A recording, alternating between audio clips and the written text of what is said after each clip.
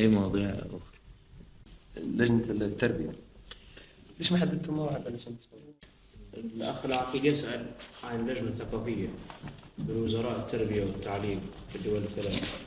وزير التربية الليبي يحدد موعد فعلا ليكون الاجتماع في مارس القادم، والدعوة هي الآن في الطريق.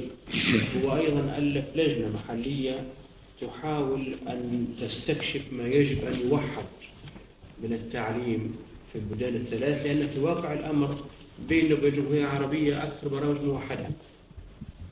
يمكن بس بالنسبة للسودان محتاجين لوضوح أكثر اللي هم طلبوه الآن فعلا، إنما الاجتماع في مارس القادم.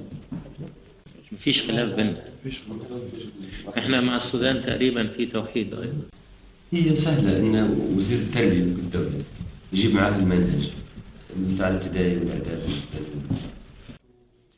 والمشكلة الكبرى كانت السلم التعليمي بالنسبة للسودان.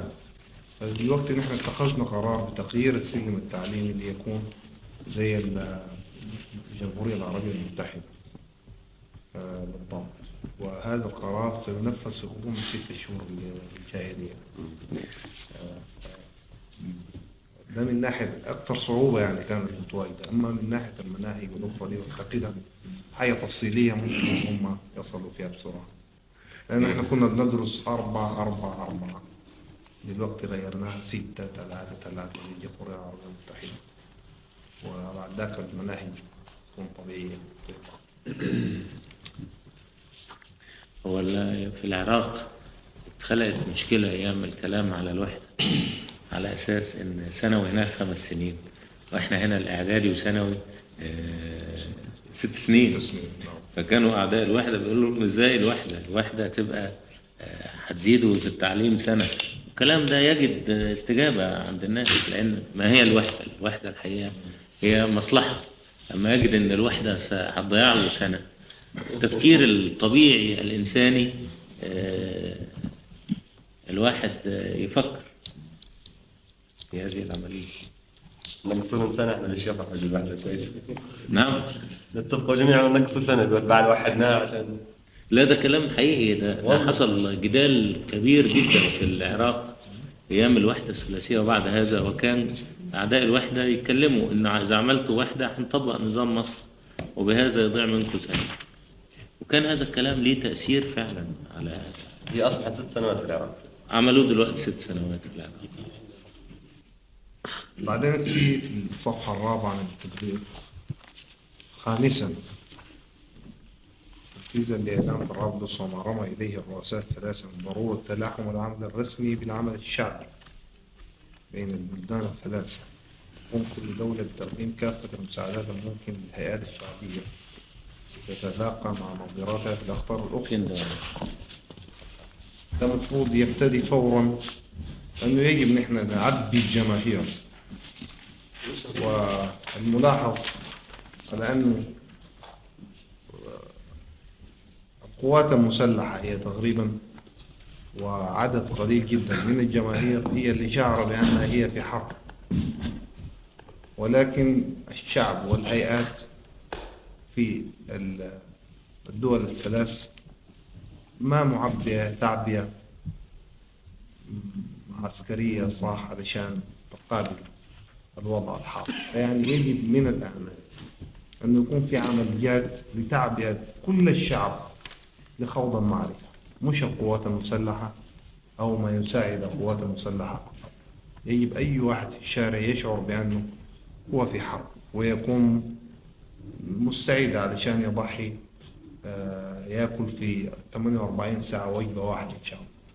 فدي بتحتاج إلى العمل بين الهيئات دي ونحن نساعدها، ويحصل الزيارات والتتابع، ويحصل أيضا تنسيق في الإعلام، وده ما جايبين له أي ذكرى أنتوا في اللجان بتاعتكم دي. والإعلام دي من أهم وسائل الحرب في الوقت الحاضر، إعلام داخليا وإعلام خارجيا. كلنا يعرف أن الحرب نفسية أكثر من أنها حرب بتاعت تدمير، أقصد حرب بتاعت تدمير قوات مسلحة، حرب نفسية دلوقتي. فدي برضه ما فيش لها أي ذكر الوضع الحاضر ده. هل نعمل لجنة للإعلام؟ والله أنا أفتكر كده الإعلام يعني احنا ورفع عندنا روح وزارة المعنوية. إعلام وانتوا عندكم ليبيا عندكم وزارة إعلام؟ إدارة حولناها إلى إدارة. إذا متعقدين من الإعلام صار إلى وزارة بيجي يعني ممكن بيجي الحقيقة رئيس الإدارة مع ممكن. يعني المسؤولين عن الإعلام، هو المسؤول. ويبقى في وحدة فكرية ويقعدوا يتكلموا ازاي نسقوا، وازاي مثلا ممكن ان إذاعتنا تنقل في يوم مثلا نقلا من الخرطوم يوم معين بيكون في اجتماع في كلام. الحقيقة احنا ناقصين في العمليات دي. صح. وإذاعة ليبيا أيضا ممكن احنا الثلاثة في يوم واحد الثلاث إذاعات تحصل يتفقوا يعملوا من بدري يوم كذا الإذاعة هتكون من الخرطوم على مصر وليبيا، وانتوا في هذه الساعة تجهزوا البرنامج اللي يناسبكم بحيث يعرف الشعب السوداني الشعب الليبي والشعب المصري بالسودان ويحصل. وبعدين مرة ناخد ساعة من ليبيا نعملها احنا الثلاثة، مرة ناخد ساعة من القاهرة نعملها احنا الثلاثة، والساعة دي تتجهز بحيث مثلا كتاب كويسين يتكلموا كل واحد 5 دقايق. تبقى عملية بعتبر ده يفيد والناس بتبقى كلام الحقيقة عملي مش كلام ورق، لأنهم وزراء الإعلام بيجتمعوا ولا في شيء بيتنفذ. الحقيقة كل الوزراء بيجتمعوا في لجان ولكن ما فيش شيء ما بيتنفذ. فيش شيء. وإخواننا في ليبيا قالوا إنهم ما بيحضروا لجان ولا هم في هذا الحقيقة يمكن محققين شوية لأنه لأن يبقى في كلام كتير بدون تنفيذ. ممكن نعمل لجنة للإعلام. طيب نعمل لجنة للإعلام. وأنا بقول من أهدافها أيضا يجب أن تحارب الحرب النفسية اللي بتنشرها إسرائيل في الداخل والخارج. في الداخل والخارج يعني دي مهمة خالص، لأنه هم دلوقتي أهدافهم إن ينزلوا الروح المعنوية في الشعب في الجماهير بتاعت العرب، فدي مهمة خالص. أي مواضيع اللي يقول عليه الأخ النميري تعبية الجماهير. أنا أقترح أن احنا نقيم تنظيم سياسي شعبي واحد خاصة ليبيا والسودان اللي لسه ما نقيم فيها، لأنه موجود في العربية المتحدة الاتحاد الاشتراكي العربي. هو تنظيم عربي على حد حتى المسلم. إذا أقيم تنظيم آخر مخالف للسودان وثالث ليبيا يحصل تباين، تبدأ نظريات أخرى قد يصعب توحيدا، مثل النظريات العقائدية اللي ظهرت في الوطن العربي سببت مشكلة مثل النظام الرجعي والنظام الحرامي. يعني لقاها بدي صعب وبالتالي أدى إلى صراع، وفي صراع الآن بين الأنظمة العقائدية في الوطن العربي نتيجة تعددها.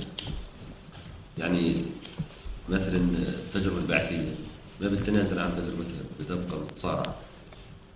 الاتحاد الاشتراكي العربي برضه له معطيات قد لا يقبل بأنه يترك تجربته ويأخذ البعث. جبهة التحرير الجزائرية يجوز حتى هي تطلع نظرية، يجوز في الجنوب أيام الجنوب الآن ربما تنمو نظرية أخرى. لكن أنا أرى من المعطيات المطروحة الآن أنه بعد مدة تبدو هناك نظرية أخرى ذات عقيدة معينة وتعتبر نفسها هي الصح، وبالتالي تأتي مرحلة يبدأ الصراع ما بين الأنظمة التحررية هو بادئ بالفعل حصل، وهذا يدخل الأمة العربية من جديد في دوامة الصراع مرة ثانية، مثل الصراع اللي دخلناه ما بين النظام التحرري والنظام الرجعي. فتكون النتيجة عدم الاستقرار لأجيال طويلة. لابد أن ننتبه لهذا الخطر ونحن نعمل تنظيم واحد سياسي، نعمل اتحاد الاشتراك العربي. وحتما حيلاقي حرب مضادة يقولوا هذا مستورد من مصر، بيقولوها يعني بالتأكيد حيبقى ناس يتجاوز يعني. لكن هو احنا اللي نشعر بهذا، ما بنستورد من مصر ولا لان لو الاتحاد الاشتراكي العربي موجود في السودان كنا ناخذ به، لو انه موجود في ليبيا كنا نقترح ان ناخذ به. ما دام هو موجود في مصر المهم ان نعمل تنظيم سياسي واحد، حيث انه يصعب تغيير اسم تنظيم الاتحاد الاشتراكي العربي في مصر، لأنها أصبحت مؤسسة لها يعني صعب تغيرها باسمها. فإذا ناخذ بهذا الاسم. إذا كنا نريد طريق الوحدة حنكون شجعان ونتوقع الحرب والضربات ونتوقع كل شيء. لكن إذا قلنا هذه الجمهورية الحساسية كذا وهذه كثير عليها الحرب الفلانية وهذا تشغيل الجهة الفلانية، فتأكد ما هذا هدف الحرب النفسية. يعني إعداد الوحدة هدفهم أن هم يشككون بحيث احنا نتجمد. لكن احنا لابد أن نعقد العزم نشق الطريق بما يثيره من حرب مضادة، ونحن يكون عندنا الصبر للصمود. أنا أوافقك على أنه يجب أن يكون في تنظيم في الدول الثلاث متفق في الأهداف، ولكن ما معنى ذلك أنه يتفق في الأسماء وفي الأشياء، يتفق في الأهداف العريضة. لأنه كمان ما ننسى على أنه كل إقليم أو كل بلد بتكون فيه أشياء تفصيلية ما تنفعش في المنطقة الثانية، ولكن الأهداف العريضة يجب أن نتفق عليها، ونحن ماشيين في ذلك. وعندنا كثير من الوفود وبعثات بتجي تدرس دلوقتي في الاتحاد الاشتراكي وأهدافه وتنظيماته وماشي كيف. ولكن بعتقد مسألة أنه يسمى اتحاد اشتراكي عربي أو اتحاد أي اتحاد، دي ما يعني مش القضية الكبرى. هي القضية الكبرى أن نتفق في الأهداف وفي السياسة العامة اللي حنمشي نحن عليها. فإذا كان اتفقنا في الأشياء دي، الأسماء تكون سهلة. يعني اسم التنظيم يسمى إيه ده يعني ما مشكلة كبيرة. المشكلة الكبرى أن الأهداف والمبادئ تكون واحدة، ولكن أسلوب تنفيذها في كل بلد ربما يختلف في التفصيل، طبعا على حسب البيئة اللي موجودة فيها.